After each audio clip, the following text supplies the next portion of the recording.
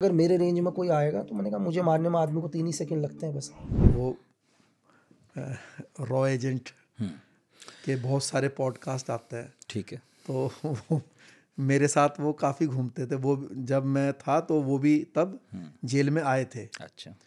तो मैंने आपसे बताया कि मैं ऐसे बंदों के साथ ज़्यादा घूमता था जो मेरा नाम क्यों ले रहे आप उनका? क्या नाम है उनका, लक्की बिस्ट शायद नाम है। तो लक्की भाई भी मेरे साथ अच्छा साथ ही थे। रहे। शायद जेल नंबर 4 थी मुझे लगता है। अच्छा। हाँ, तो पहले वो ऑर्डिनरी वार्ड में आए थे, बट फिर कई लोग क्या होता है खुद ही जेल वालों से रिक्वेस्ट करके अपना हाई रिस्क में आ जाते हैं। हाँ। या वार्ड में मान लीजिए आपने कोई गलती कर दी तो आपको परेशान करने के लिए भी उसमें डाल देंगे। सही। तो ये आ गए, तो इनको क्या है कि बातचीत करने में खूब मजा आता है, तो थोड़ा बढ़ा चढ़ा के भी बातचीत करते हैं। और आपको ही पसंद है ऐसे लोग? हाँ, मेरे तो फेवरेट थे। देखिए मेरे को तो अपना टाइम पास करना होता था, तो जिससे बात हो जाए था कि जो मतलब खूब लंबी लंबी बातें कहे। तो क्या हुआ कि मेरे साथ वो घूमते थे, तो कई दिन हो गए घूमते घूमते। एक दिन क्या हुआ कि 1 दिन 2 दिन 3 दिन वो मेरे को दिखे नहीं। हाँ। जब दिखे नहीं तो यार मैंने सोचा कि लक्की भाई दिख नहीं रहे, कहाँ है।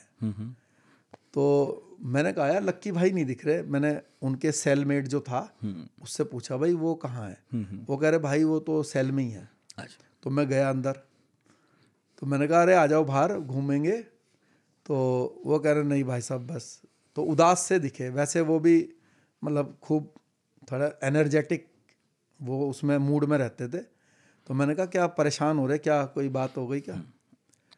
तो वो जो है उनके आंख से आंसू निकलने लगे। अच्छा। तो मैंने कहा क्या हो गया भाई, परेशान क्यों?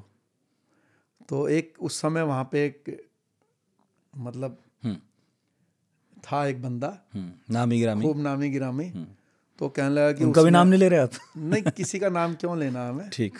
तो वो कहने लगा कि उसने जो है मेरे को कहा तू कम बोला कर वरना तेरे को यहीं मुर्गा बना के पीटूंगा। तो ऐसे बोला मेरे को। तो मैंने कहा चलो मैं कोई बात नहीं, मैं समझा दूंगा। तो मैंने उसको कहा भाई जो आप बातें बताते हो ना कि मैं रॉ एजेंट था, मैंने 3 सेकंड में मार दिया, 5 सेकंड में मार दिया। अगर मेरे रेंज में कोई आएगा तो मैंने कहा मुझे मारने में आदमी को 3 ही सेकंड लगते हैं बस। ये जेल है, यहाँ सब गुरु आदमी है। तो यहाँ आपकी कोई बात डाइजेस्ट नहीं करेगा। दूसरी बात है ये मेंटली हार्टली क्रिमिनल है भाई। पहली बात तो ये एक तो चीज़ों को समझेंगे नहीं। दूसरी बात है ये सोचेंगे ले हम तेरे को अभी मार देते हैं। तो ये उसे चैलेंज की तरह ले लेंगे। हाँ, वो तो उसको कुछ समझेंगे नहीं ना। देखिए आप मान लीजिए फौजी हैं, सही, आप कमांडो हैं, सही, तो आप एक नौकरी करते हैं, उस नौकरी के दौरान आप अपने जो भी काम करते हैं, और क्रिमिनल माइंड एकदम अलग होता है। तो वो मान लीजिए उसमें बताएगा, हमें तो उसमें मज़ा आता था क्योंकि हमें तो एक तरीके से एंटरटेन करना है, अपना माइंड फ्रेश करना है। वो बताएगा मैं वहाँ गया, मैंने ऐसे करा वैसे करा, ये हुआ वो हुआ। तो हमें तो और उससे कुरेदना है और उसकी मतलब बातें सुननी है। आप तो हमारे जैसे थे। हाँ, सुन रहे थे। हाँ, सुनते थे क्योंकि हमने तो ऐसे टाइम पास करना था। ठीक है भाई बताओ। लेकिन जिस आदमी को नहीं सुनना है, हाँ, अगर आप उसको भी बात उसका दिमाग कहीं और ही चल रहा है। हाँ, उसको ये है कि यार उसने वहां पे मर्डर करा दिया, उसके भाई को पकड़ रखा है, उसका दिमाग कहीं और चल रहा। अब उसको आप अपनी कहानी सुनाओगे तो वो तो फिर जो है झापट लगा देगा या फिर आपको धमका देगा, है ना। तो उनके साथ हुआ। फिर मैंने खैर उनको समझाया। मैंने कहा यार कोई क्या, वो कहने लगा यार ये इतनी। तो मैंने कहा भाई तेरे को मतलब कुछ बता रहा तो इनकी बात को डिवाइड कर दो 100 से। जो वो बताएं उसकी बात को डिवाइडेड बाय 100 कर दो।